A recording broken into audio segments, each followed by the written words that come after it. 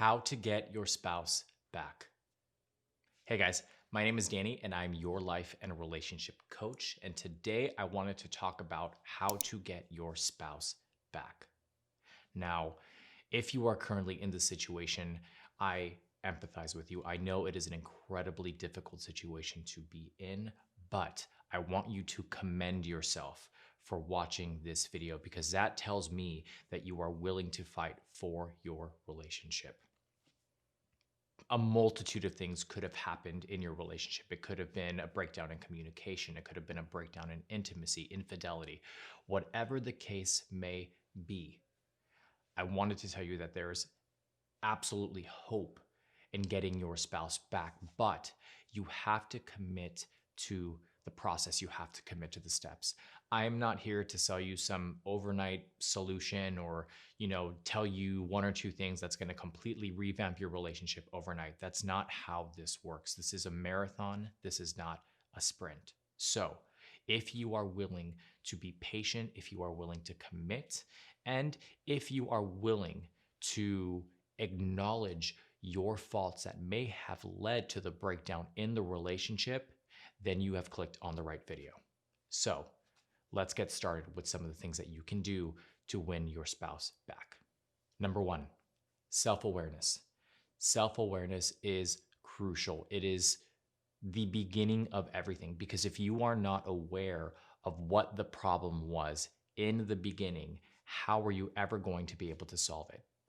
The point of self-awareness is being completely aware of yourself, the way that you think, your emotions, why you have those emotions, and the process behind it.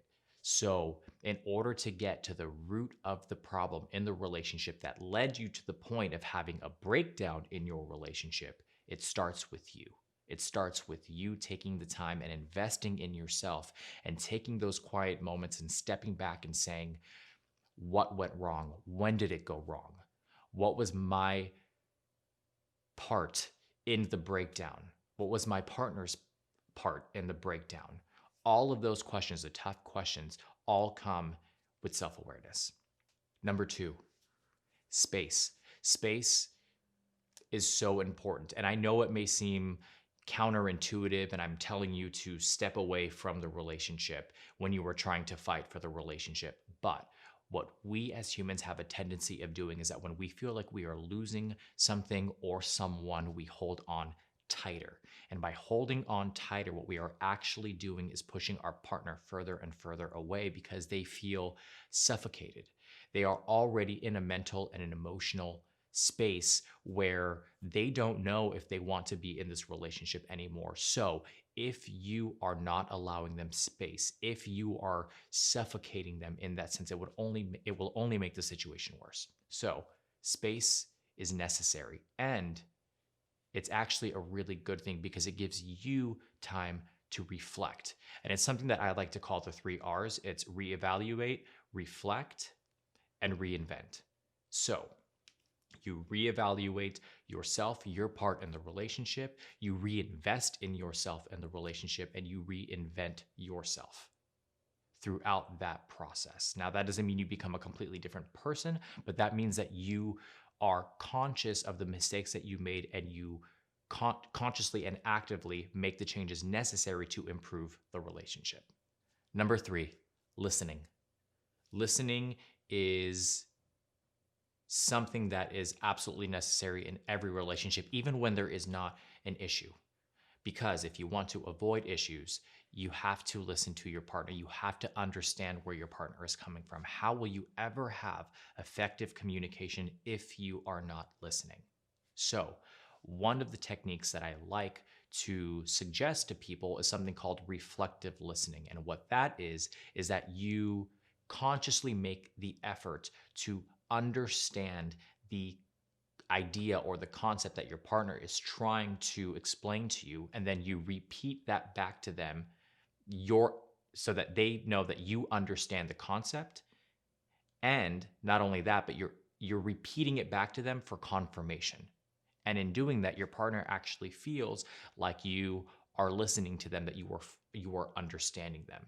Because most of the time, and I'll be 100% honest with you guys and transparent, as men, we have issues truly understanding the emotion that underlies the actual outburst. So for example, if your spouse or your wife, your husband, whatever the case may be, if they're yelling at you because there's dirty dishes in the sink, 9 times out of 10, it isn't because they are upset that the dishes are in the sink. The actual emotion driving that outburst or that moment of anger and frustration is because they feel a lack of support in the relationship. So listening is crucial, and it's key to actually really understanding the root of the emotion and being able to weed it out and move forward. Number 4, respecting your partner. Respect is mutual. It is something that is a pillar and a foundational element of every successful relationship. If you do not respect your partner and your partner does not respect you, it is not going to work. And when I say respect, a lot of the times, respect has a general term. It's treating an individual as you would like to be treated. But it's beyond that. It goes beyond that. It's having a full understanding of your partner and respecting their ideologies and their way of thinking and their opinions and treating them as if they are a living, breathing human. Damn it. Oh, that was you? Yeah, that was me. That was me. No, that was me.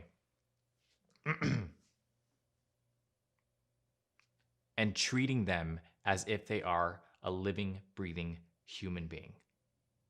Because at the end of the day, you have to have that mutual respect in a relationship for it to work. So if you are in a position in which you lack respect for your partner or your partner lacks respect for you, you have to get to the root of the issue and understand where the respect started to break down in the relationship.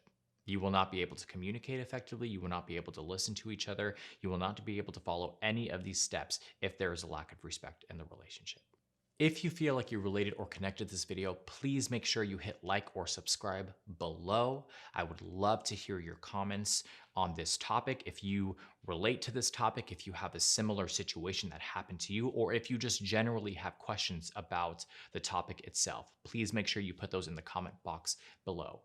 If you want to dive in deeper and you want to have a little bit more clarity and understand the subject a little bit more, please make sure you visit us at happilycommitted.com, where we have a multitude of different articles and blogs that you can click on and read related to this topic or several other topics as well. You can also book a one-on-one coaching session with either myself or any of the other amazing coaches that we have here on the team. Now, I did want to take a minute to talk about the subject itself, which is winning your spouse back. And a lot of the times, and as I mentioned in step number 1, it takes self-awareness. If you would like to learn a little bit more about self-awareness and how to really understand yourself, how you tick in order to make your relationship more successful, click on the link below. The link below is a link to a training that I have for self-awareness, and it will teach you all the things that you need to know in order to grow as an individual and to help you grow in your relationship. Again, I am your life and relationship coach. My name is Danny. I hope you guys are staying happy, safe, and healthy, and I'll see you guys soon.